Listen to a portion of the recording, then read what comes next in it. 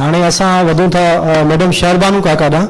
Madam शहरबानू काका कराची वेठा आहे ऐं हुन पंहिंजी समूरी ज़िंदगी जेका आहे कराची में एजुकेशन सां ई वाबस्ता रही आहे, त इन पस मंज़र खे ख़ासि तौर ते कराची में कीअं ॾिसो था तव्हां एजुकेशन जो स्टेटस, ऐं तव्हां पंहिंजो एक्सपीरियंस हुन में शेयर कयो, मिसाल ॾेई वॾी।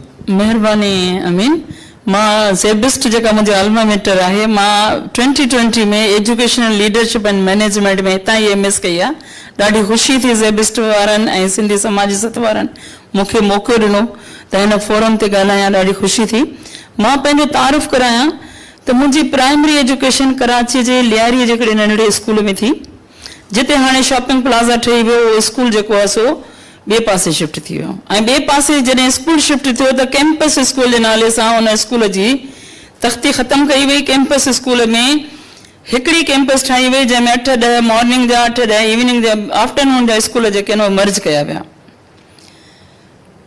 प्राइमरी एजुकेशन मुंहिंजी माई सकीना स्कूल मां थी। वरी सेकेंडरी एजुकेशन मुंहिंजी जेका थी सो वली मोहम्मद हसन अली बगदादी थाणे जे पुठियां लियारी में स्कूल आहे, उतां थी।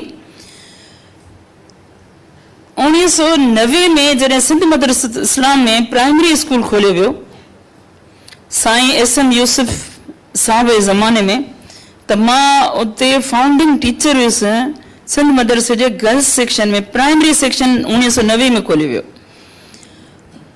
उन ॿारनि खे मां सिंधी पढ़ायो। असांजो वाइस प्रिंसिपल हूंदो साईं इस्माइल जलवाणी साहब, उनजी कोशिशि हुई त ॿारनि खे सिंधी बहितर पढ़ाइजे।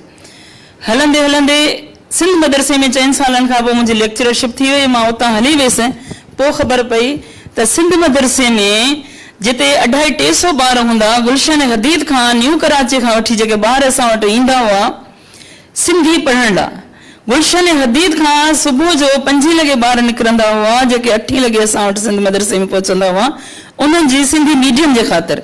मुंहिंजा 4 नंढड़ा भाइर भेण हूंदा हुआ, उन्हनि खे मां मारीपुर जी आहियां। अनीस जीअं ॿुधायो, अनीस फातिमा जीअं ॿुधायो त मलीर जी में कीअं एजुकेशन आहे। मुंहिंजी एजुकेशन मुंहिंजो रिहाइश मारीपुर में हूंदी, उतां मां उन्हनि 4 भाउ भेणनि खे वठी ईंदी हुयसि। 2 बसूं बदिलाए सिंध मदरसे में सिंधी मीडियम एजुकेशन उन्हनि जी थिए। ईअं न्यू कराची खां, सुरजाणी खां, अलाए किथां किथां सिंधी ॿार ईंदा। मुंहिंजे उतां निकिरण खां पोइ अनफॉर्चुनेटली कुझु अहिड़ी चेंजिस आयूं जे सिंध मदरसे खे हिकिड़ो Sindhi proper medium of instruction वारो स्कूल जेको प्राइमरी हो उनखे ख़तमु करे उर्दू मीडियम, इंग्लिश मीडियम कयो वियो।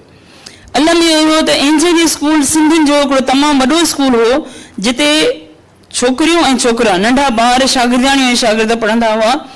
उहो बि कुझु पंहिंजनि जे ई कोताहियुनि जे करे, कमज़ोरियुनि जे करे, सुस्तियुनि जे करे, नाअहलियुनि जे करे उहो स्कूल जेको आहे सो हली हली हली नेठि धारनि जे ॿियनि जे हथनि में हलियो वियो। हींअर सिंधी उते एज़ अ सब्जेक्ट पढ़ाई थी वञे, पर सिंधी मीडियम ऑफ इंस्ट्रक्शन कान्हे। त इहा सूरत हाल आहे। मारीपुर में हॉक्सबे वारे पासे जेके बि ॻोठनि मां मालूमात कराई, मुंहिंजो जेको पंहिंजो सेकेंडरी स्कूल जंहिंजो मां हाणे तस्करो कयो, उते बि हिन वक़्तु सिंधी मीडियम सेकेंडरी स्कूल न आहे। वली मोहम्मद हसन अली वली मोहम्मद केरो हसन अली आफंदी जंहिं सिंध मदरसो क़ाइमु कयो, उनजो फर्ज़ हूंदो वली मोहम्मद। त उन स्कूल में बि हींअर जेको आहे सो उर्दू मीडियम आहे, माना सिंधी मीडियम ख़तमु कयो वियो। माफ़ कजो, हॉक्सबे ॾांहुं, मारीपुर ॾांहुं जेके बि स्कूल आहिनि, हाणे हिते जेका बि डिस्कशन थी उन में हिकिड़ी शइ जी ज़रूरत हुई त इंडिजीनियस माण्हू आहिनि केरु। इंडिजीनियस में सिर्फ़ु मल्हार कम्यूनिटी न आहे।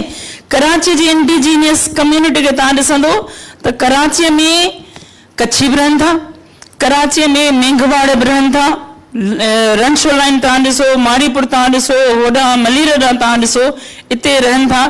इन्हनि जा ॿार जेके आहिनि मदर टंग जॾहिं सिंधी ॿोली में जॾहिं तालीम ॾिनी वञे थी मदर टंग में, त मार्जिनलाइज्ड कम्यूनिटीज़ खे चांस मिले थो, इंक्लूसिव एजुकेशन थिए थी। उहे ॿार बि उते अचनि था ऐं अची उन्हनि में पढ़नि था स्कूलनि में।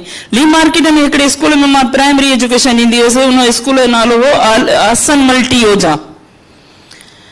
त इहे हिंदुनि जा जेके बि स्कूल हुआ लियारीअ में, कराची शहर में पखड़ियल हुआ, उन्हनि स्कूल क़ाइमु कया। उहे उहे स्कूल सभु जा सभु उन्हनि जूं महिनतूं जेके तारीख़ी स्कूल हुआ महिनतूं उन्हनि जूं ख़राबु कयूं वयूं उन्हनि जा नाला ख़तमु करे उन्हनि खे मर्ज कया विया कैंपस स्कूल क्लस्टर स्कूल फलाणो फलाणो फैंसी नाला ॾिना विया रिज़ल्ट में छा थियो असांजा सिंधी मीडियम स्कूल जेके आहिनि करंट सिचुएशन मां ॿुधायां पई सफ़र करे रहिया आहिनि असांजो ॿार जेको आहे तालीम खां महरूम आहे आगा खानी असांजूं टीचर्स जेके वली महमूद हसन अली में जॾहिं मां मैट्रिक कई हुई आगा खानी टीचर्स असांजी हूंदियूं हुयूं इस्माइली उहे सभु सिंधियाणी हूंदियूं हुयूं का ठटे जी हुई का खारदर जी हुई का पुराणी लालू खेत जी हुई उहे टीचर्स जेके आहिनि असांखे तालीम ॾींदियूं हुयूं ऐं सिंधी ॿोलीअ में तालीम ॾींदियूं हुयूं महिरबानी मैडम त हाणे उन्हनि जी बि उन्हनि खां शनाख़्त खसी वई आहे उहे बि पंहिंजे ॿारनि खे सिंधी न पिया पढ़ाइनि इहो इल्मु आहे असांजी इहा डिमांड आहे सभिनी खां त सिंधी ॿोली जी तालीम जेका आहे न सिंधी माण्हुनि जो बुनियादी हक़ आहे मक़ामी माण्हुनि जो बुनियादी हक़ आहे उन्हनि खे तालीम ॾिनी वञे।